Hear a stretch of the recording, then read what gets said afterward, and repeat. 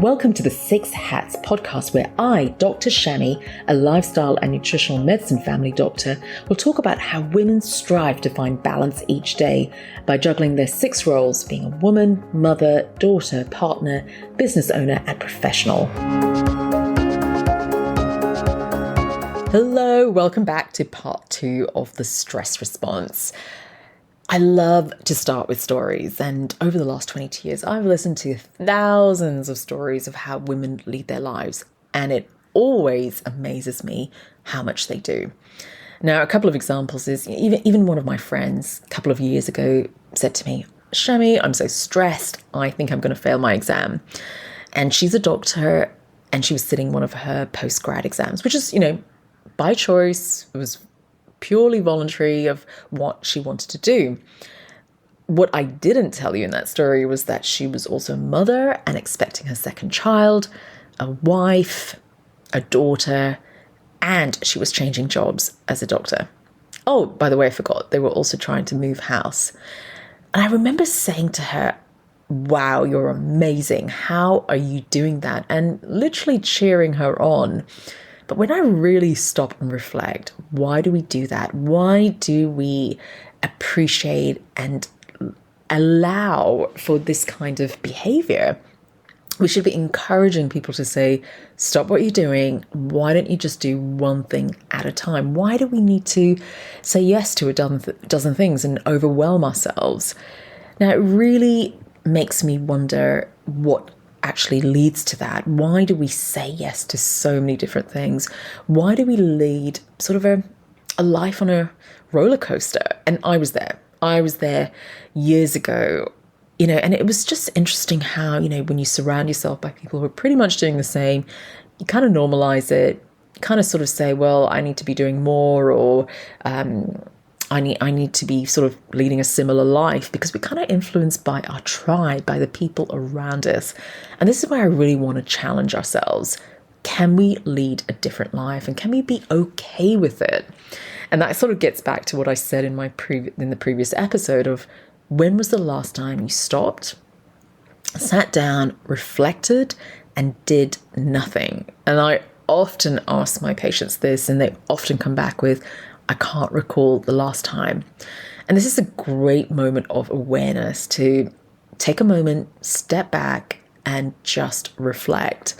Now, the stories I hear all the time are absolutely phenomenal, from not only running a family, but running a business, and then developing their professional career, and also deciding to study, and at the same time being a carer for their parents. It is phenomenal, the demands women take, and hats off to you.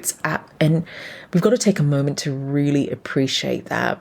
But more importantly, we've got to look after our health, our mental and physical well-being, because as I mentioned in my previous podcast, chronic stress leads to chronic illnesses. And often we're actually not aware of it, because, we're thriving, we're achieving, we're getting things done, we're making people happy. We're doing pretty well, but we didn't realize that, why is my weight sort of creeping up? Or I haven't really slept well for the past couple of months. And do you know what? I'm kind of feeling overwhelmed, but I'm kind of pushing through. So we're sort of just pushing through. And can we challenge ourselves to lead a life that we're thriving rather than just surviving? So in this episode, I'm really going to start the journey of talking about practical tips. And let's start with awareness. So in episode 1, we talked about, are you feeling stressed? And also, have you had a moment to stop and reflect how we're living our lives? Why is it racing at 100 miles an hour?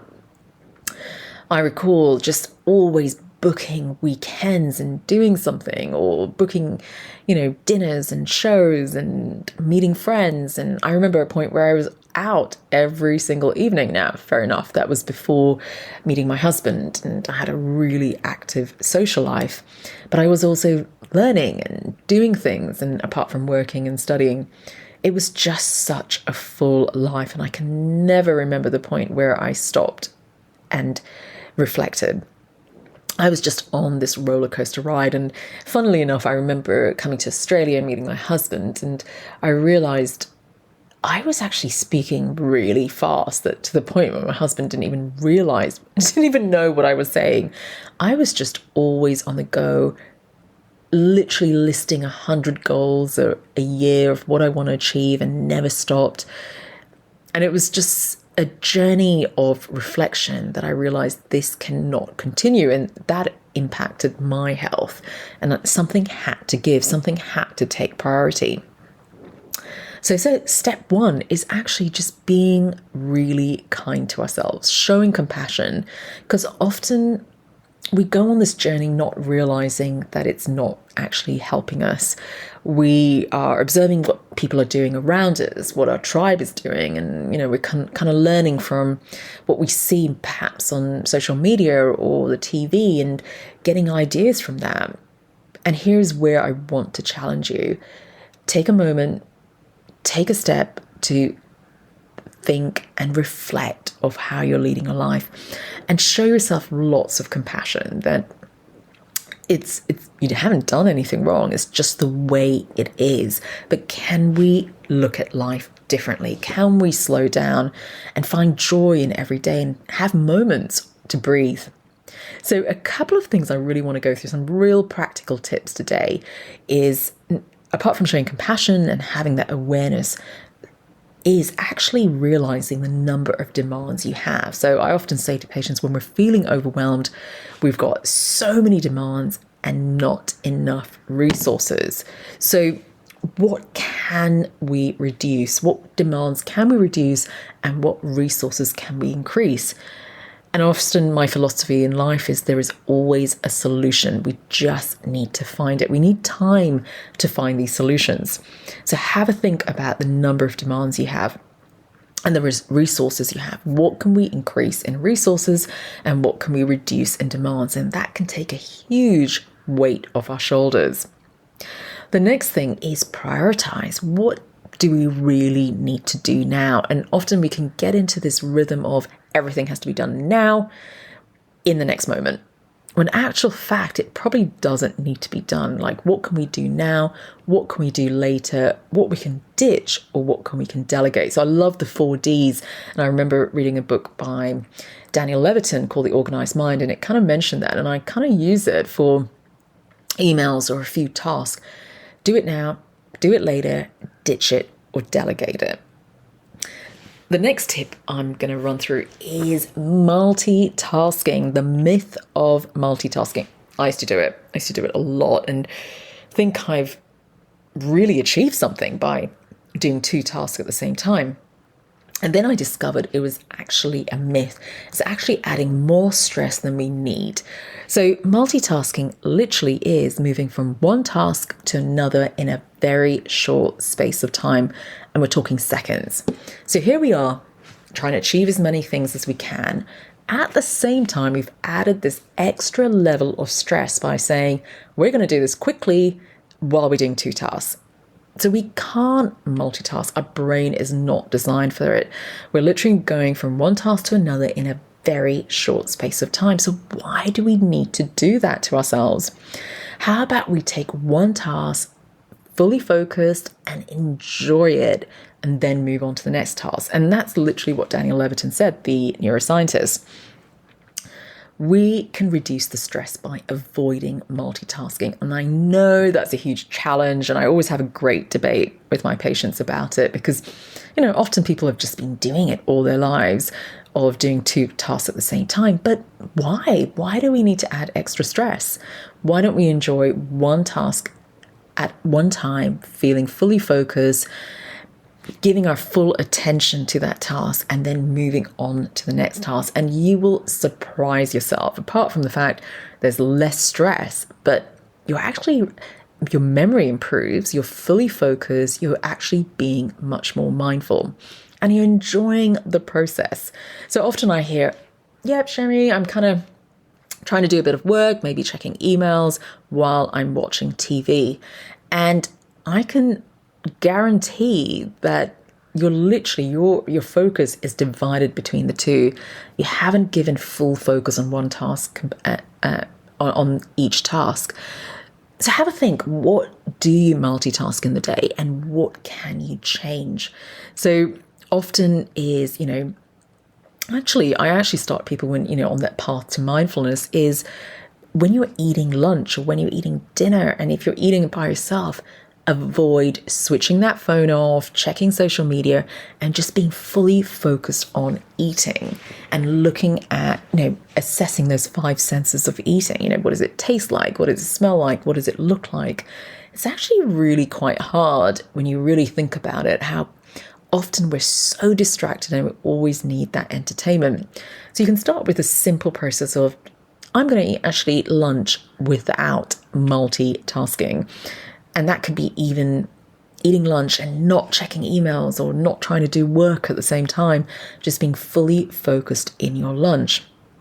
And just see, how does it feel for you? Observe how you feel. How do you feel mentally? How do you feel physically? And see how much you can actually get done. So one was reducing demands, increasing resources. Number 2 is prioritizing, do it now, later, ditch it or delegate it. And number 3 is stop multitasking. So important, a massive challenge for many people. Now, the last one I really would love to mention is how often we process information in the day. When you wake up in the morning, we are bombarded with information, thousands and thousands of stimuli. And we add to that by checking our phones and social media and checking our emails. Now, every time we process information, we are using our brain energy. Every time we process new information, we're using brain energy. So what I often say is, what can we reduce in terms of new stimuli, which are probably not necessary, and what can we automate? What can we make into a routine? Because routines use less brain energy. An example is, when you wake up and brush your teeth, it's a routine now. You don't have to think about each and every step. However, as soon as you open your emails and start reading each email, you're processing new information, increasing the use of that brain energy. So what can you do differently? What can you avoid in terms of that whole bombardment of new stimuli? So it could be, right, I'm going to wake up and not check my phone for the first thing in the morning, perhaps not turn the radio on, perhaps not turn the TV, and have breakfast without any new stimuli and just focus on one task. And what can you make a routine? It could be like a lovely morning routine, which I'm going to do a podcast on, creating a beautiful morning routine where you actually don't need to think about what you're going to do in the morning. So it could be a simple 10-minute morning routine where you're waking up, doing a bit of exercise, maybe meditating, listening to music, maybe journaling, having breakfast, and then starting your day. And we're going to go into more about morning routines in the next couple of podcasts. So first of all, it's awareness. How are you leading your life? Being really compassionate to yourself and taking action. So that could be reducing demands, increasing resources, prioritizing, stop multitasking, and just reflecting on how we can reduce the impact of new stimuli. So enjoy, and you can learn so much more on my platform, my learning platform, on my website, usawa.com.au. And until then, see you soon. Remember that this is general advice only. Please see your healthcare professional for more information. So what's your take-home message today? Remember, it's all about progress and not perfection. Curious to learn more? Visit usawa.com.au and click on the Usawa Learning Platform, which is packed with educational videos, including the 6-week stress-free challenge. Enjoy the journey.